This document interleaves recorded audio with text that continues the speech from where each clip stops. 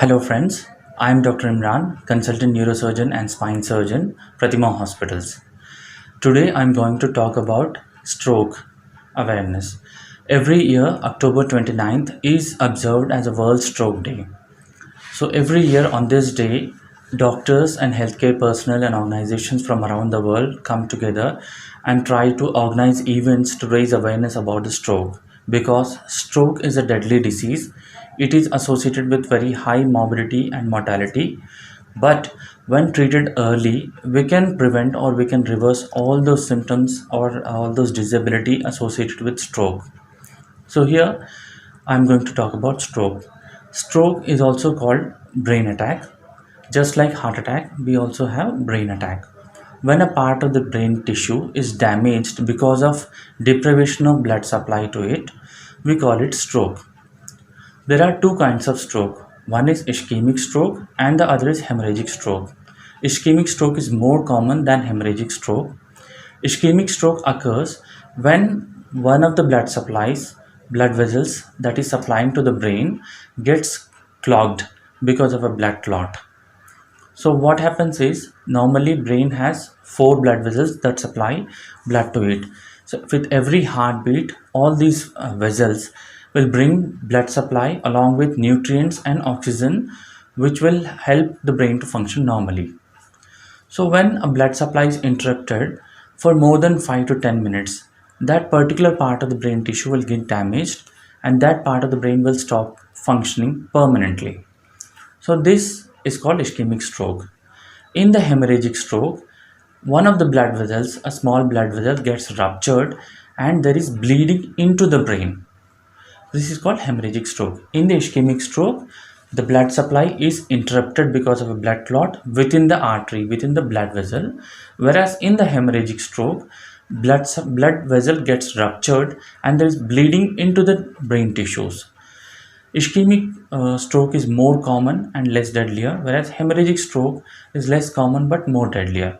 So today I'll be talking about what are the signs and symptoms, what are the things that we can see in a patient with a stroke. We need to remember a small acronym called FAST, F-A-S-T. So F stands for facial drooping.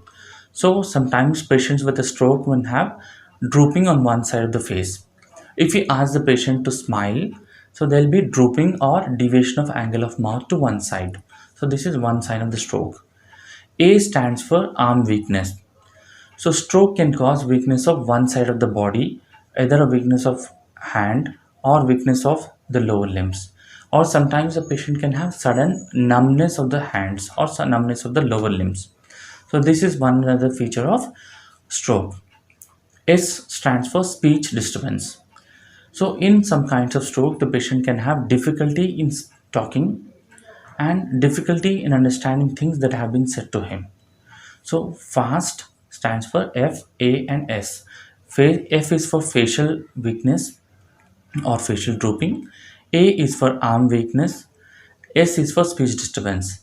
And T is the most important thing, that is time. It's time to act. So whenever you see a patient with all these signs or one of these signs, you have to take them immediately to a stroke center. That is a hospital with all the kinds of stroke facility.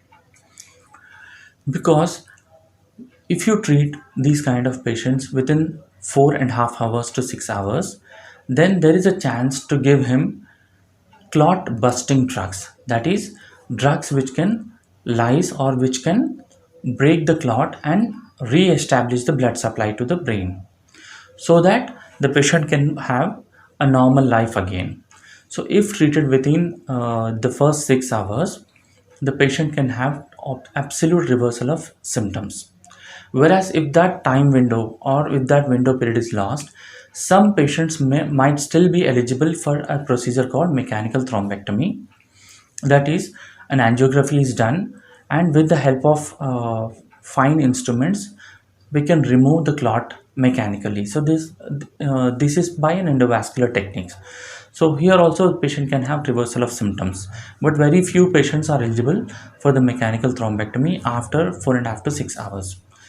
So but The important thing here to stress is that time is of essence. Time is very, very important, because as soon as you see a patient with the symptoms of stroke, you have to act fast, because every second, around every minute, around 19 billion million neurons are lost.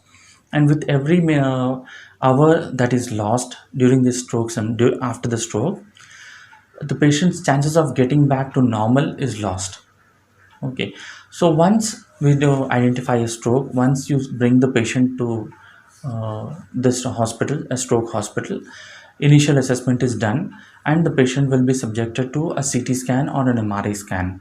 CT scan will help us to differentiate whether it's an bleeding in the brain, that is hemorrhagic stroke is better identified with a CT scan. But MRI is more helpful in identifying an ischemic stroke or a hemorrhagic stroke.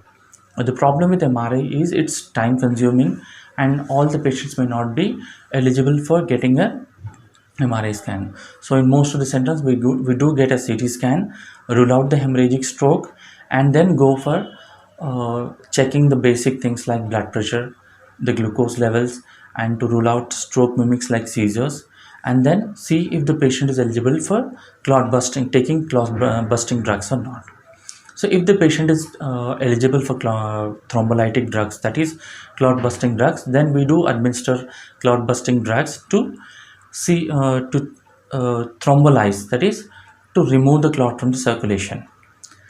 If this does not work, then we go for further tests like CT angiography or a DSA to see that whether if a large blood vessel is occluded. If a large blood vessel is occluded, then we have an option of going for endovascular techniques like mechanical thrombectomy. If the patient comes out of the window period, then we only have an option of preventing further strokes, because a patient with an acute stroke is at very high risk of developing further strokes. So in such scenarios, we do give certain drugs which thin out the blood, that is blood thinners. These are called antiplatelets. So when we do give antiplatelets to these patients, the chances of having a recurrent stroke is minimized to a great extent. So once the acute period is over, patient can undergo an extensive rehabilitation program that consists of physiotherapy and speech therapy and other modalities of rehabilitation programs, which will help to regain the previous functions. So a stroke patient who has who has presented to us beyond window period may not get back to his normal, but with the help of these rehabilitation programs, we can make him function to his best extent. So this is in brief about stroke. The most important thing to remember about stroke is that time is of a great essence. So we have to act fast. So for that, we need to remember all the signs and symptoms of stroke. So to make it easy, there's an acronym called FAST. F stands for facial weakness, A for arm weakness, S for speech disturbances, and T is for time.